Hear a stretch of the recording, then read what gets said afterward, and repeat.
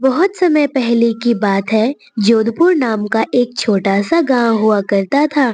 उसी गांव में महेश नाम का एक गरीब इंसान भी रहा करता था। महेश काफी गरीब था। वह दिन भर अपने बिछावन पर पड़ा रहता था। उसे काफी सारी बीमारियां थी। बेचारा बहुत सारी बीमारियों से जूझ रहा था। उसकी एक बेटी थी, पत्नी और एक माँ भी। बेचारा काफी बीमार होने के कारण वह अपने घर की जिम्मेदारियां उठा नहीं पा रहा था। उसकी पत्नी मीरा जो सारी घर की जिम्मेदारियां उठाती। अक्सर महेश जब स्वस्थ था तब वह घड़े बेचा करता था। अब घड़े बेचने का काम उसकी पत्नी मीरा करने लगी थी। मीरा आती है वहां पे और कहने लगती है, हे राम, पता नहीं कब तक इनकी तबीयत ठीक होगी। कब तक ये यूं ही पड़े रहेंगे दिन भर अपने बिस्तर पर। क्या करूं मीरा, मुझे भी नहीं पता भगवान ने मेरा नसीब ऐसा क्यों बनाया है। बचपन में मेरे पिता मर गए, मुझे पिता का सुख नहीं मिल पाया। अब तुम मेरी पत्नी हो तो मैं तुम्हें अपने घर वालों को सुख नहीं दे पा रहा हूँ। ऐसा मत कहिए आप। आपकी तबीयत खराब है तो इसमें आपकी कोई भी गलती नहीं है। ये तो सब ऊपर वाले की मर्जी है। अब मेरे नसीब में दुख लिखा है तो उसे कोई भी नहीं टाल सकता। अब मुझे बाहर जाना पड़ेगा घड़े बेचने के लिए। तभी उस घड़े के पैसों से घर का राशन और आपकी दवाइयाँ आ पाएगी। इतना कहने के साथ ही वहां पे मीरा की पत्नी और मीरा की सास आ जाती है। मीरा की बेटी कहती है, माँ, माँ, आज भी बाबा ठीक नहीं हुए। तुम मुझे कब से कह रही हो बाबा ठीक हो जाएंगे, ठीक हो जाएंगे, पर बाबा तो ठीक होने का नाम ही नहीं ले रहे। बाबा अब कब ठीक होगे? माँ मुझे बताओ ना, मुझे बाबा के साथ खेलना है। मुझे बाबा की बहुत ही याद आती है। पहले बाबा स्वस्थ थे तो मैं बाबा के साथ बाजार जाती थी। बाबा मेरे साथ मेरे स्कूल भी जाया करते थे। अब तो मैं ना स्कूल जाती हूँ ना बाबा ठीक हुए। पता नहीं क्यों ऐसा हो रहा है। मेरे सभी सहेलियों के बाबा उनके साथ खेलते हैं पर मेरे बाबा मेरे साथ नहीं खेलते हैं। माँ, ऐसा क्यों? मीनू ये बात कहते कहते उसके आंखों में आंसू आ जाते हैं। तभी मीरा कहती है, मीनू मत रो मेरी बच्ची। तुझे पता है ना, पापा जल्दी ठीक हो जाएंगे। तू बस भगवान से प्रार्थना करती रहना कि तेरे बाबा जल्दी ठीक हो जाए। भगवान हमारी प्रार्थना जरूर सुनेंगे मेरी बच्ची। तू रो मत। और तुझे पता है, आज मैं तेरे लिए खूब खाने का बढ़िया बढ़िया सामान लेकर आऊंगी। बहू, तू चिंता मत कर। महेश जल्दी ठीक हो जाएगा। भगवान हमारी प्रार्थना जरूर सुनेंगे। जा बहू, जा जल्दी बाजार मटके बेचने के लिए, वरना कोई तेरी और जगह पर आके मटके बेचना शुरू कर देगा। जा, घर में राशन भी खत्म हो गया है। अब जब मटके बिकेंगे तभी राशन आ पाएंगे। तू जा। मीरा की सास ये कहती है। मीरा की सास वहां से ये कहने के बाद वहां से वह चली जाती है। अब मीरा बाजार जाती है और वहां पर अपने मटके लगा देती है। बाजार में कोई भी नहीं होता है क्योंकि सभी लोग अपने घरों में दिवाली की तैयारी में जुट जाते हैं। लेकिन बेचारी मीरा, उसके पास तो कुछ था ही नहीं कि वह दिवाली की तैयारी कर पाए। इसलिए वह बाजार जाकर मटके बेचना शुरू कर देती है। वह जाती है, बहुत सारे औरतें वहां से गुजरती है, लेकिन मीरा का मटका कोई भी नहीं खरीदता है। मीरा के मन में एक की किरण थी आशा की कि कोई ना कोई उसका मटका जरूर खरीदेगा। पर जल्द ही वो आशा खत्म हो जाती है क्योंकि कोई भी इंसान उसका एक भी मटका नहीं खरीदता है।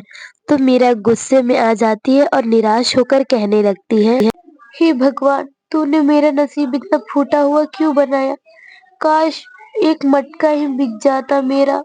मीरा ये कहती है और उदास होकर सभी मटके वहीं पर छोड़कर एक नदी किनारे चली आती है। और नदी किनारे आकर वो कहने लगती, हे ईश्वर, मुझे तो लगता है कि मैं इसी पानी में कूद कर अपनी जान दे दूं। अब घर जाऊंगी तो मैं क्या बताऊंगी सबको। ना ही मेरे पास फूटी कौड़ी है कि मैं उन्हें कुछ खिला सकूं। मैं क्या करूं? मीरा की आंखों में आंसू डबडबा जाते हैं। तभी वहीं पानी में से एक चमचमाती हुई रोशनी आती है और एक बहुत ही सुंदर सी परी निकलती है और कहती थी, मीरा, तुम कैसे टूट सकती हो? तुम्हें तो तुम्हारे घर में इकलौती सहारा हो। अगर तुम ही टूट गई तो तुम्हारे घर वाले कैसे जिएंगे? तुम्हारे मन में आशा की किरण थी, उसे कभी मत टूटने दो।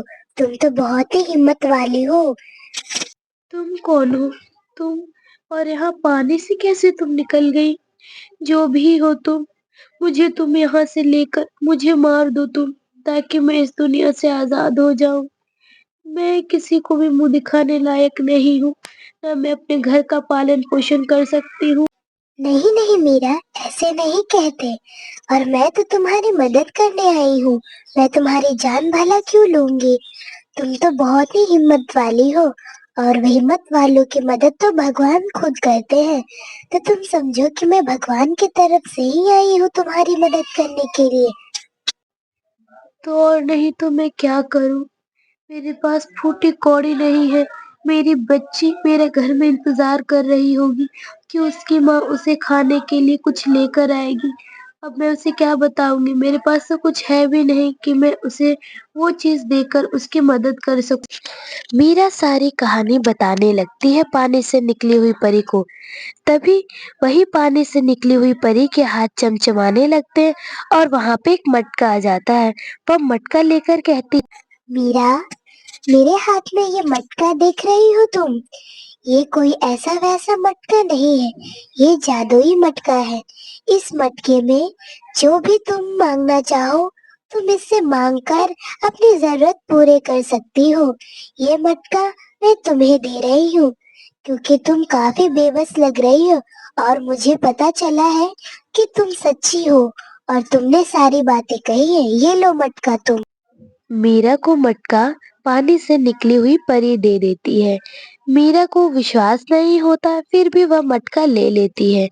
मटका लेने के साथ पानी की परी कहती है, सुनो मीरा, अब तुम जीवन में कभी भी उदास मत रहना, और तुम अगर मौका मिले तो दूसरों की मदद भी जरूर करना इस मटके से।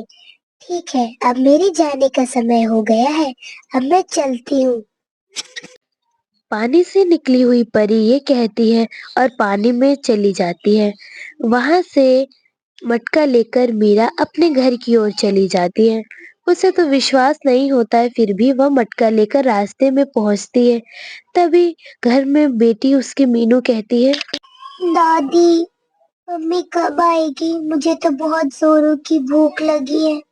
पता नहीं, मैंने तो कल दिन से ही कुछ नहीं खाया। कल सुबह में जो रोटी मिली थी वही। अरे मेरी बच्ची, कोई बात नहीं। माँ ने कहा है ना तुझसे कि वो बढ़िया सा चीज लेके आएगी तेरे खाने के लिए। तो तू इंतजार कर, तेरे लिए बढ़िया खाने की चीजें आ रही होंगी। तू बस इंतजार करती रह। मीनू की दादी मीनू को समझाने लगती है कि उसकी माँ उसके लिए खाने की चीजें लेकर आएगी। वह हिम्मत देती है। दोनों बैठी होती है मीरा के इंतजार में। दोनों बैठी होती हैं। तभी कुछ देर बाद वहां पर मीरा आती है। मीरा के हाथों में कुछ ना देखकर मीनू उदास हो जाती है। तभी मीरा कहती, माफ करना मेरी बच्ची, थोड़ा सा देर हो गया मुझसे आज। माँ, आज थोड़ी बहुत भी कमाई हुई है या फिर नहीं? मुझे आज भूखा नहीं रहा जा पाएगा। कल तो मैं भूखी थी, पर मुझे आज बहुत जोरों की भूख लगी है। हाँ बहू, तू ही बता क्या करे। मैंने भी तो दिनों से कुछ नहीं खाया है। पानी पी पी कर अपना गुजारा कर रही हूँ। अब बता, अब बेटी की दवाई के भी पैसे नहीं है घर में, कैसे होगा काम? माँ जी, आप चिंता मत कीजिए। मैं रास्ते में थी तो मुझे ये मटका एक परी ने दिया है। उसने कहा कि इस मटके से आप जो चाहो वो मांग सकते हो, सारी ख्वाहिशें आपकी पूरी हो जाएंगी। तो मुझे तो विश्वास नहीं हुआ, फिर भी मैं ये मटका लेकर चली आई हूँ। अब देखते हैं क्या होता है। ऐ जादुई मटके, तू सबसे पहले मेरे पति को ठीक कर दे। मीरा की पहली इच्छा होती है कि उसका पति जल्द से जल्द स्वस्थ हो जाए। इतना कहते के साथ ही वहाँ पर चमचमाती हुई रोशनी होती है और अचानक से महेश बोलने लगता है और स्वस्थ हो जाता है। महेश कहता है, अरे, मैं तो ठीक हो गया। अरे, मैं तो बिल्कुल स्वस्थ हूँ। मैं सांस भी अच्छे से ले पा रहा हूँ, मेरी सांसें भी नहीं फूल रही। अरे आप तो सच में ठीक हो गए। हे ईश्वर, तेरा लाख लाख शुक्रिया। ये सब चीज इस जादुई मटके की वजह से हुआ है। अच्छा, तो सच है ये जादुई मटका? ए जादुई मटके, तू खाने को हमें बढ़िया सा चीज दे दे ताकि मेरी बच्ची खाना खा सके।